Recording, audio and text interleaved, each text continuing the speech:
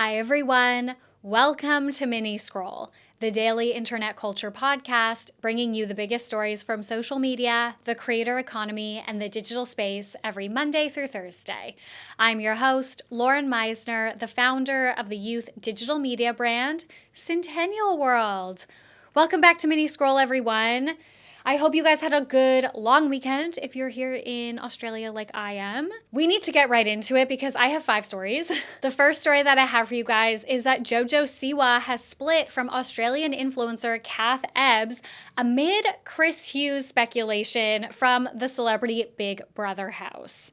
So JoJo Siwa and her latest partner, Kath Ebbs, have allegedly split after JoJo's recent appearance on Celebrity Big Brother. JoJo was on the latest season of Celebrity Big Brother, and over the past couple of weeks, there's been a lot of discussion about what we've seen on the show from her. Notably, she got very close with a fellow contestant, Chris Hughes, and people were already talking about how close they were and how touchy they were. And then a couple days ago, JoJo revealed that her experience in the Big Brother house has made her realize that maybe she doesn't identify as lesbian anymore, but instead as queer. So people were kind of like, okay, is this because of her close relationship with Chris? Anyways, this whole time, JoJo has been dating Australian influencer Kath Ebbs.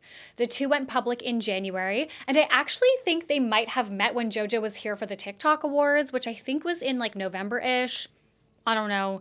We actually have beef with the TikTok Awards, so I never go, but I think it's in November. So Kath said that the whole time that JoJo was in the Big Brother house, she was sending Kath messages through different channels, like other people's phones and stuff like that, and the messages were really loving, they were really positive, she thought everything was fine. And now Kath has posted a bombshell TikTok video claiming that JoJo broke up with them this weekend at the Celebrity Big Brother after party celebration in the UK. Kath said they flew across the world to support JoJo after the show and thought they'd be coming on TikTok together to let audiences know that all the stuff we saw between JoJo and Chris was like all for show and that Kath and JoJo are solid and everything is fine. But obviously, that is not what it seems. So JoJo allegedly dumped Kath at this after party with Chris in the next room. Honestly thought I would come on here right now with my partner being like, it was just a TV show and it was all fabricated and we're happy as Larry. But the truth of the matter is I decided to show up for my partner and hold up my end of the bargain of being in a partnership and being a teammate, and I flew across the world to support and be there and hold that person in whatever they would be experiencing, leaving such a wild experience. And instead I was dumped at the after party with Chris in the next room. Okay, so I've seen a lot of people, particularly lesbian women, noting how young JoJo is. Like, she's only 21. And even I forget that. Like, I know we talk about JoJo a lot on this pod and we talk about how young she is. But if you think about how many relationships we've seen her through, it's been a lot. Like, she's had quite a big dating history from like 18 to 21 that we have seen publicly. And, you know, that era of your life, whether you're queer or identify as straight or whatever, is like such a transformative period. You're dating for the first time. You're probably out on your own for the first time. We know for JoJo that's like especially true. You know, at 18, a lot of her contracts broke off and she's just been like exploring who she is and trying to find herself. So that's like a transformative period for any of us. And I can't imagine having to do that so publicly. If you took a look at probably any of our dating history from 18 to 21, it would be a mess. So that's what a lot of people are saying is like, we're kind of forgetting how young JoJo is, especially because Kath, I think, is like 28. So there is quite a big difference between like that period of your life at 21 versus, you know, your late 20s. So far, JoJo has not responded to the breakup allegations.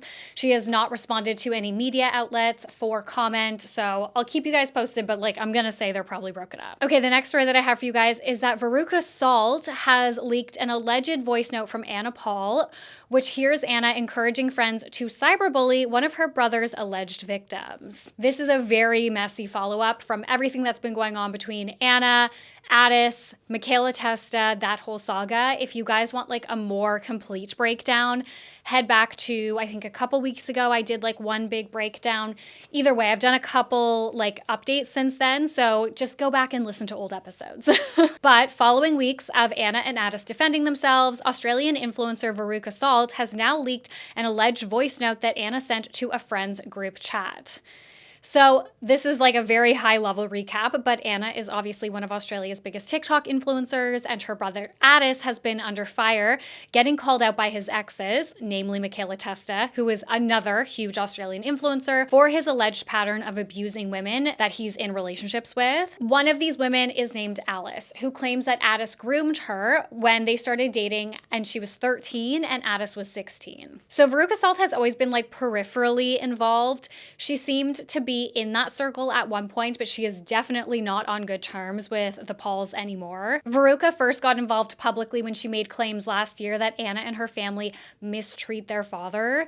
She was saying he's homeless, living in his car in a grocery store parking lot, while Anna and her family live it up in like mansions down the road. Anna tried to defend this, saying her dad does van life, but Veruca Salt has like consistently stuck to this story that she knows that Anna's dad is not trying to do van life and that he is being mistreated by this family. Aside from that, I don't know if we will ever know the truth behind that. After Anna and Addis, have tried to like defend themselves against Michaela's claims, Veruca released an alleged voice note from Anna to a group chat that they were in called Millionaires and Billionaires, where they seem to be speaking about Alice. Allegedly, Anna says she is the best person to go against in court because she digs herself a deeper hole every time she opens her mouth. And then Mick Newphone, so I guess Michaela Testa Newphone, said just the fact that she is trying to charge Addis with the most fucked up charges makes me so rageful. Anna says, yup, literally lies to that should be illegal. And then Anna allegedly says Addis will be fine though. She's just trying, which is so embarrassing.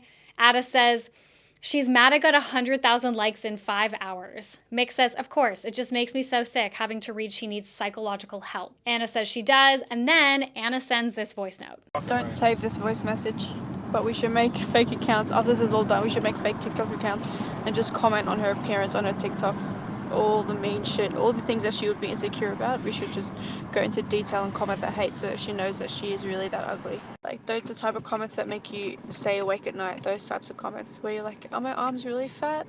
Is my nose really that ugly? Like, we should really go in, really specific. Anna finishes by saying, I want her to have sleepless nights. And Mick says, Addis and I said fuck yes. So obviously this also doesn't look good on Michaela, but she has been really consistent in admitting that in her videos, saying like, I am not the perfect victim. Like, I played a huge role in perpetuating kind of all the behavior that she has been calling the Pauls out for and all of that stuff. But yes, so obviously if this is real, it's a huge contradiction to everything that Anna's been defending herself against, which is like, the fact that she calls people fat or body shames them, or is just like really not the person that we see online. I guess Veruca released this to be like, see, she's lying. I feel like a lot of what is happening is just so serious, and I really hope like the proper authorities are being contacted and this will also get handled offline, because we're seeing a lot of stuff online that I feel like maybe we shouldn't be seeing all of this, and maybe this should be dealt with by like the authorities. Okay, this is a lighter story. The next story that I have for you guys is that Luke Bateman is blowing up on BookTok. So Australian bachelors, this is a very Australian episode, I just realized. I didn't mean for it to be, but anyways, Australian bachelor star Luke Bateman has joined BookTok, and he's going super viral because the women of BookTok are basically dying for him. In his first video posted 5 days ago, he explained that he loves reading and loves fantasy books, but he never really felt comfortable talking about it because he's from the country and he does blue-collar work. And then he was like, I heard about BookTok, so I wanted to like throw my hat in the ring and like, try and join you guys. Like I said, his account launched 5 days ago. He already has 115,000 followers. He's definitely a vibe. Like, I totally get why people are obsessed with him. He's super hot. He comes online. He's like in his truck. He's in like a cowboy hat. I mean, it's not a cowboy hat. What is it called? A kubra? Australian listeners are going to kill me. I've literally lived here for like almost 10 years. I'm sorry. And my husband is also from Tamworth, which is the country. But yes, he's wearing one of those very Australian hats. He has this very like country Australian accent. And of course, the girls are going to be like, oh my God, like a sensitive guy that loves to read, like loves fantasy books, who works with his hands. Like, what more could you want? So we'll watch this space. However, I did want to say, like, if we've learned anything in the last, like, 5 years since TikTok really blew up, it's that whenever we thirst over a guy on social media, like a new guy that comes along, we always get disappointed. Whenever we put a man on a pedestal like this, it comes crashing down. So hopefully we don't find out something like really fucked up in his past or present, you know, but for now, the girlies are loving him. I'm cautiously optimistic. I've also seen a few women say that, like, who are in the BookTok community, say that it's so hard for creators who are mostly female in this community to grow and to find any type of like traction. It can be a really competitive niche. And so they're kind of saying like, it's just classic that this hot guy comes in and he gets 100,000 followers in like a matter of days, when so many female creators have been slogging away in this niche, making like really high quality content for years and can't even crack anywhere close to that. And then I started thinking about it in terms of like women infiltrating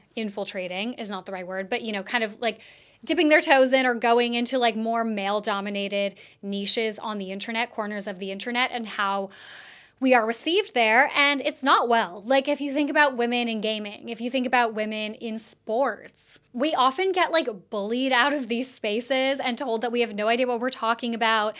This space is not for us. Like it becomes a really toxic, like misogynistic experience for a lot of women.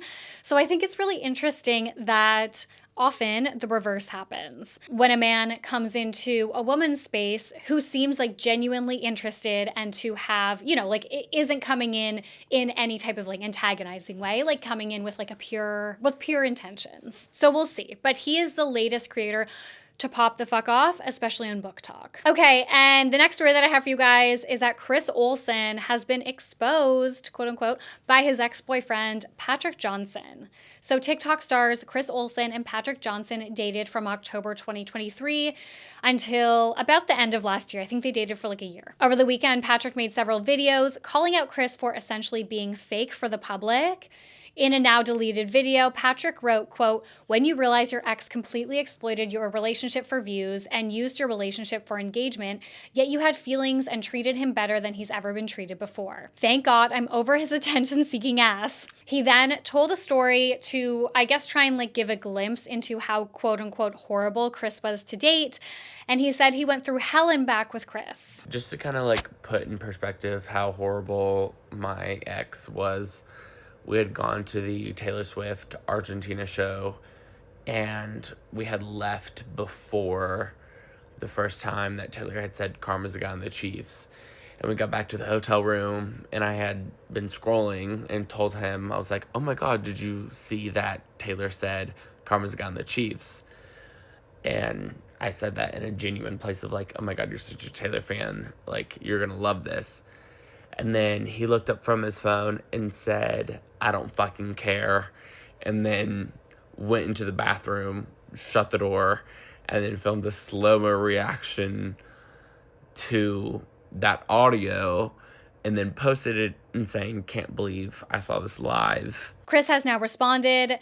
In a video, he's lip-syncing to the Miley Cyrus Hannah Montana song, Nobody's Perfect, and he's lip-syncing over like the part where she says everybody makes mistakes. And then in the comments, somebody was like, are you really a Swiftie or not? And then Chris said, yes, I am a Swiftie, I guess. I guess when you think about like dating someone who is like significantly more famous than you, like Chris is like the famous one in this relationship. I don't even know if Patrick had a following before Chris, but either way, Chris is like the famous one. You as the person who dated them obviously knows them better than anybody on the internet is ever going to know them. And, you know, people are like complex. I'm not saying that Chris Olsen is not a shitty guy. Like I have no idea. But, you know, people are complex, like relationships and the way they break down are nuanced and complex. And yeah, I do imagine that if you dated someone who was like super famous and they were super beloved the way that like Chris Olsen is, and you're watching millions of people adore them, when you feel like they mistreated you or you feel like that doesn't add up to the person that you knew. Yeah, I imagine that would be difficult to handle. And we see this a lot where people are like, the influencer that you think you know, like you don't know.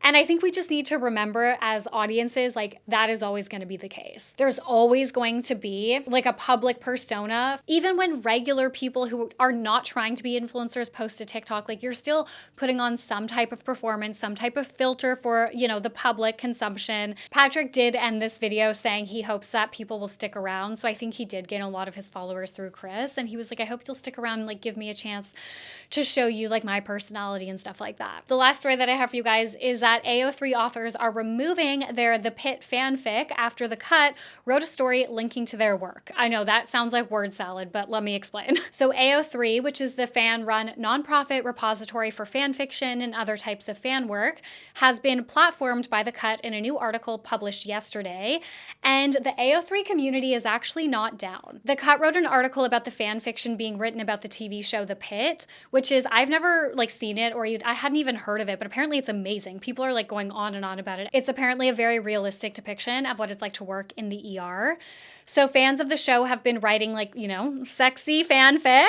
And anyways, Emily Gold for The Cut wrote about this. She said, quote, "For your convenience and pleasure, I've compiled some of the best, most satisfying, most elaborate, and most straight up bizarre Pitt fan fiction on the internet. Charge your favorite devices and get to reading." She then compiled a list of work that followed different fan fiction storylines for the Pitt. So these are some of them. Dr. Santos and Dr. Garcia, enemies to lovers. Dr. Mel King as bisexual, Dr. Mohan and Dr. Abbott getting together, and then some just like straight up sex stories. The article is essentially a listicle. Like she literally says, here's one fanfic that's like PG-14, and here is like a very high level summary of it, and she like links it out. But now the AO3 community is really pissed that this content has been taken kind of out of their safer fan community and platformed on this mainstream publication. So the backlash first started on Instagram, where users and AO3 authors were commenting. Some of the comments say, hey, I don't think any of these writers consented to having their work, which was meant for that specific fandom space, linked in fucking New York Magazine. Have some decorum. Another says, I understand the aim of this article, but a lot of the authors of these works didn't consent the publicity of them. Fan fiction is created by fans for fans, and we don't need corporations of any size to mingle in our affairs. It just harms fan communities and push writers not to write. Best thing to do is to leave us alone. What the fuck, The Cut? We're really out here dropping AO3 links on a mainstream magazine website like fanfiction wasn't specifically meant to stay within fandom spaces. And shame on you too, Emily Books Gold. Either you know nothing of fandom etiquette or you deliberately chose to ignore it to get this piece out. The backbone of fan fiction is by fans for fans, and trying to monetize it like this is just a disgrace. And now a lot of these authors are apparently removing their stories because they don't want it to be kind of platformed like this on a mainstream publication. I did question if I was doing the same thing as The Cut by talking about this story, but like I'm coming at it from the perspective of like why the community would be feeling this way. Also, this is like an internet culture podcast, and it's kind of laughable to think that I shouldn't cover something because it's like the same as The Cut. Like The Cut is literally part of New York Magazine. Like we are not the same. So at first glance, you may think, why would the authors not want their stories to be platformed in The Cut? Like, could this not be of great benefit to them? And it could, but when you think about why people join niche communities, like it is a safe space away from the quote unquote like stigma that mainstream culture can bring to so many interests like this. People who are in these communities want it to remain, filled with people who actually want to be part of that community and partake in that interest, not people who just like find this kind of niche community or niche interest on a mainstream publication like The Cut, go to it out of interest, and then, they probably don't fully understand it. They might think that it's kind of weird, whatever the stigma may be, and that does put these communities, these authors, potentially in harm's way. They're just staying protective of their safe space where everyone in there understands like what the goal is, what the rules are, what they're there for. But I think this situation aside, we've seen more and more outrage similar to this around like public interest journalism when it comes to reporting on like internet culture, what's happening on TikTok, what's happening in these fan communities, whatever. And I'm finding that very, very interesting because we're in this like weird point in time these last 5 years where like regular people are being covered by like the biggest publications in the world because they make a TikTok about something and it gets a few views. There hasn't really been a time like this where like average people are getting written about, getting platformed. Their content is being shared in this like really widespread mainstream way, especially without their quote unquote consent, as people are saying here. Like if you get covered as a regular person in like, you know, your town newspaper or a magazine or whatever, it's like you've probably sat down for an interview, you've probably done a photo shoot, like all, you know what's happening. You understand what the story's about. And in a lot of publications like that, especially print media, you get to read the story before it goes out.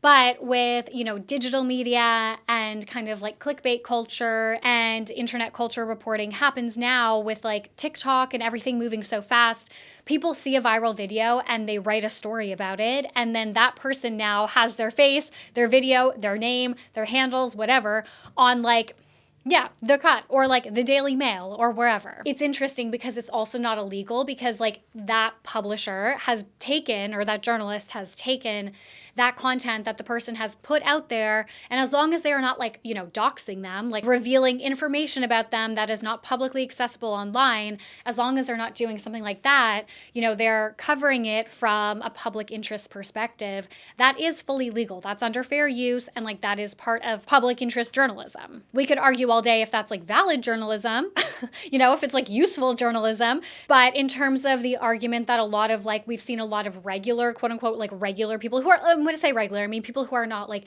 celebrities or influencers, who are not like, who would not normally be covered by the media for any like random reason. You know, we see a lot of outrage when this happens and they feel like their privacy is being invaded. But that is actually just a risk that we take posting online. And actually, in a lot of cases, depending on the terms of service, the platform actually owns that content. Like you don't own the IP to that video. But yeah, it's very interesting because there's a lot of friction right now between like regular people and like entertainment journalists and like kind of the expectations of both. There's definitely a lack of due diligence on the publisher side. You could say the same thing for us here, you know, of not reaching out to people that you're going to put in stories. And then of course, I think there's also like a lack of understanding from like an average user of like, okay, if you're publishing this on TikTok and it does go viral, even if it doesn't go viral, but like if it does go viral, this will get picked up and like that actually is fully legal. Doesn't mean it's ethical, but it's legal. That's it for today. Thank you so much for listening. I love you guys. Please rate, review, and subscribe. Please subscribe to us on YouTube. We're trying to get to 10,000 followers or subscribers. I love you guys and I will talk to you tomorrow. Bye.